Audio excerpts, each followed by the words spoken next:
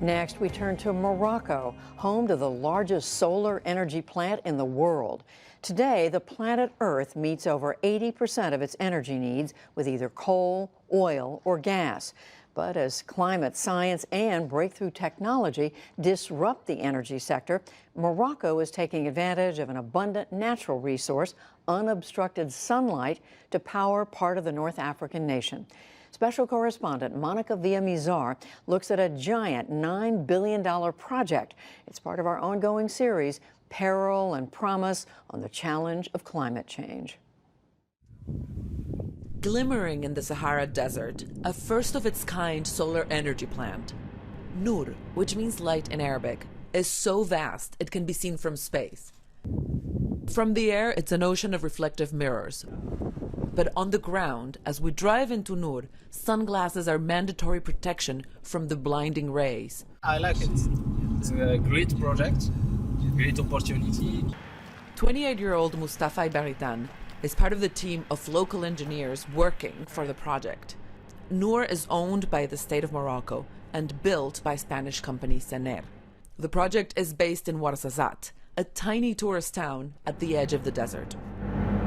In Morocco, we don't have petrol, we don't have gas. To be independent, to have our own energy, we have chosen to use the clean energy because of the climate change challenge.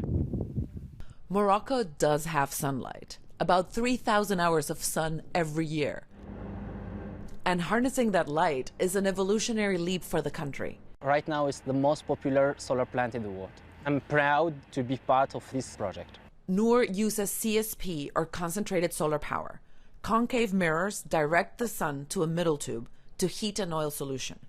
The mirrors rotate as the sun moves, like sunflowers.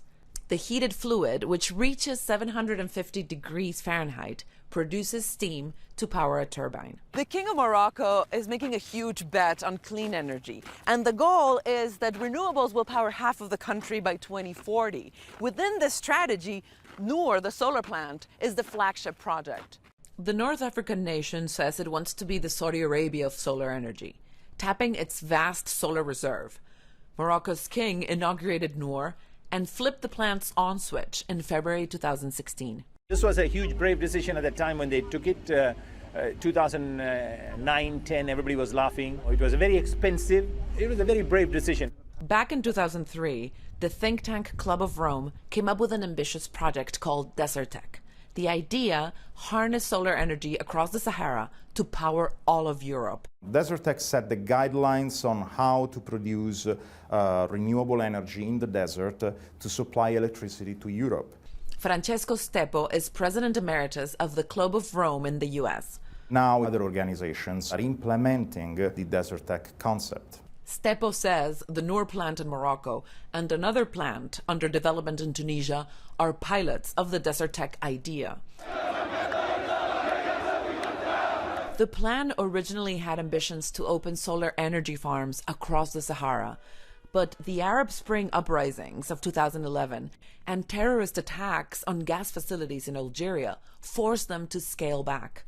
Geopolitical instability is always the main obstacle for the implementation of these kind of projects. Renewable energy continues to be the fastest growing segment of the energy space. Sarah Ladislaw is a senior fellow at the Center for Strategic and International Studies. She says there's economic risk to any new large infrastructure technology. Downside with any project that is groundbreaking is that you're going to experience cost or logistical or technological or market-based hurdles that you might not have expected. The upside is that once you've done it, then we know more about the cost and the ability for those costs to decline over a period of time. CSP's critics say it isn't cost-effective. Nur's price tag was $9 billion. Long-term, it could recover the investment if the technology doesn't become outdated too quickly. Before the government of Morocco started building the Nur plant in the town of Ouarzazate, the area was best known as a tourist stop with breathtaking sights and its own miniature version of Hollywood. Game of Thrones, Gladiator, and Lawrence of Arabia were all filmed here. He's looking at you, kid. The classic Casablanca actually hinted at why concentrated solar power technology is a challenge to implement in Morocco. It requires vast amounts of water. I came to Casablanca for the waters. The waters? What waters? We're in the desert. I was misinformed. Engineer Moisinait Ali showed us this man-made lake that was built just so Noor could operate. He said the reservoir addresses the plant's water demands. The solar complex uses about 6 million cubic feet of water each year, and that's about 1% of the storage capacity of the lake. It distributes the water to all the plant on site. The engineers are most excited to talk about the next phase, still under construction, Noor 3. So this is the tower. After the construction, it will be the highest building in Africa with 246 meters. The tower looms over Noor 3. It will incorporate a newer technology where flat mirrors bounce the sun's rays to the tip of the tower. So here in Noor 3, we have around 7,000 mirrors. The solar energy is stored in molten salt, which means the plant can keep making electricity for 7 hours after sunset.